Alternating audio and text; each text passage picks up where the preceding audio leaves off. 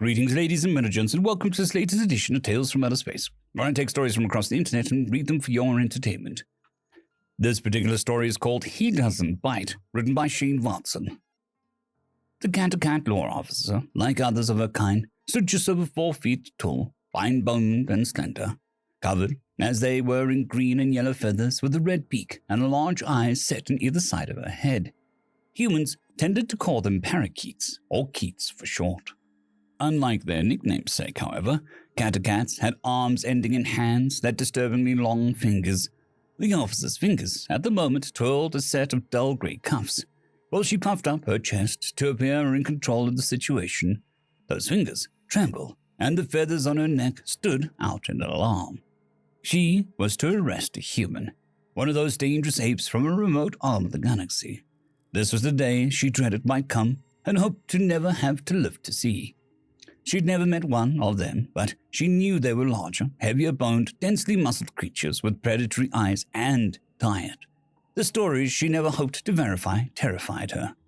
Living up to their reputation as bloodthirsty savages, this one had claimed an emergency and docked at station in a ship bristling with weapons.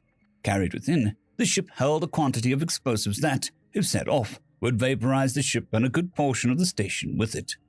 The pilot stood next to his vehicle. He was grimy with oil and grease stains on his jumpsuit, boots, hands, and face. Slung across his shoulders was an emergency oxygen tank, now depleted, as evidenced by the open valve and no sound of gas escaping the mask that hung from his neck. Whether it was a real emergency or manufactured to gain access to the station would be determined by the investigators.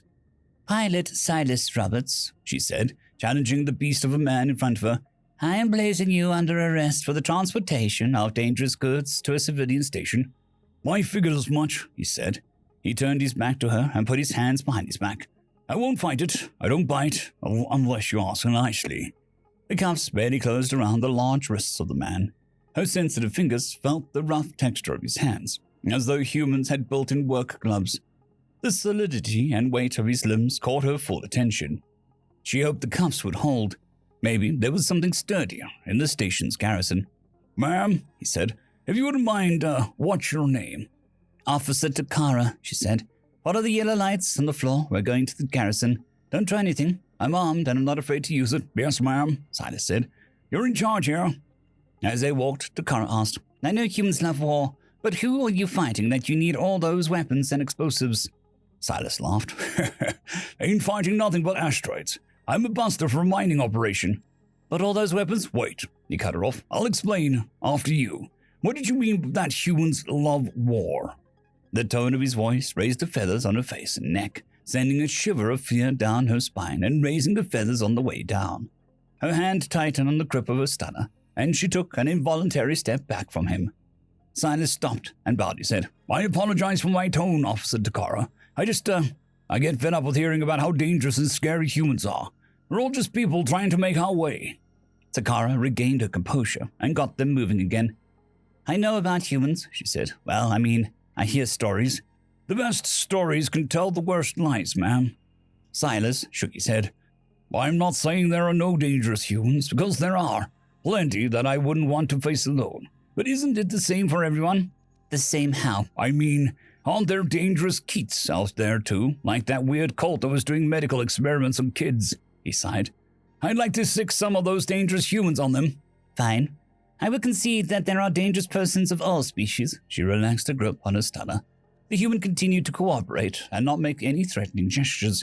"That still doesn't explain the explosives and weapons." "Right," he said. "What do you know about asteroid mining?" "Not much." "Well, I'm a buster. Our job is to break apart large metallic asteroids into smaller pieces that can be managed by a processor ship. We do that by drilling holes into the asteroid, planting explosives, getting the hell out of the way, and blowing it up. Then we fly around the expanding cloud of debris and push it towards the processor. The guns are for breaking the chunks that are still too big, and to protect our ass from any rogue pieces that want to take a bite out of our ship." "I see. It seems—" She stopped herself before she said something else that might annoy or anger the human. "Dangerous?" he asked. "It is. But that's why it pays so good." She had stopped herself from saying it was inefficient, but let him believe that she meant dangerous. As they neared the garrison, the noise of a fight reached the ears and the yellow line on the floor turned red. The sounds of multiple stunners discharging in the garrison put her in high alert. Her stunner drawn and aimed at the garrison doors on instinct. One of the doors buckled and flew open into a hallway, opposite to the direction it was meant to open. Two catecats, brandishing stunners, were wearing police armor over civilian clothes, stepped into the hallway. Seeing Takara, they swung their stunners towards her, even as she fired both of her charges at them. The armor made it ineffective, but Takara wasn't wearing any. Silas stepped in front of her, and with a jerk of his arm, snapped the cuffs off. "Stay behind me!" He ran towards the armed duo, not even flinching at the 4 stun shots they unloaded on him. He punched one in the beak, cracking it and sending his head snapping to the side, knocking him out cold. He turned towards the second, who raised another stunner and shot Takara. The stunned officer dropped to the deck. Silas reached out and grabbed the second Catacat and pulled so hard it dislocated the Catecat's shoulder, making him drop the stunner. As officers in uniform swarmed into the hall to take the two back into custody, Silas returned to Takara and knelt beside her. "Officer Takara, are you hurt?" "Can't move," she said. "Should wear off soon." "Is it okay if I carry you into the garrison?" "Fine." Silas lifted her as if she weighed nothing. Takara marveled at how gentle he was, especially given the scene that she just witnessed. "The cuffs." "Sorry, but I thought it more important to stop dangerous people," Silas said. "I can buy you a new pair." "No, you could have just... anytime. And yet you did that strange thing the humans did with their soft faces they call a smile. I told you. You're in charge, and I'm willing to pay whatever fines. I just needed a place to dock since I was losing my oxygen." "I think I believe you," she said. "I'll put in a word with the investigators." "Thank you, Officer Takara. I have the busted valve in my pocket anyway, since I need to find a replacement." He laid her gently on the first clear table he saw. "Somebody help! She was hit with a stunner." Other officers came around to administer first aid, but waited until he had stepped well clear of her. Takara huffed. "He doesn't bite, you know, unless you ask nicely." Story number 2. A brief list of humanity's accomplishments. Introduced the galactic community to competitive eating. This got out of hand, causing a 20% spike in food prices. This caused temporary famine, sparked trade wars over food, and almost crashed the galactic economy. A piece of adaptive ransomware took down the entirety of the Galactic Empire for 2 weeks. This was fixed after they discovered our anti-malware technology. The patented duct tape was sold to another species in exchange for 2 planets and a slave race. We freed said slave race, which discovered Reddit and refused to do literally anything else. 80% starved to death. Hollowed out a planet to create a massive multi-trillion-dollar alien sex museum. Convinced an entire species that Godzilla exists. Convinced said species to declare full-scale war on the moon that was a Godzilla egg. Created a reality TV show of that war, complete with nearly 1,000 different spin-offs from action movies to anime, a national monument of Godzilla laughing at an alien, and almost $1 billion of merchandise. Thought they made first contact with a new species, but was promptly told, "Oh, humans. I heard a human killed the guy with an egg salad sandwich." Deep-fried a Galaxy-class warship because the captain insulted someone's mother.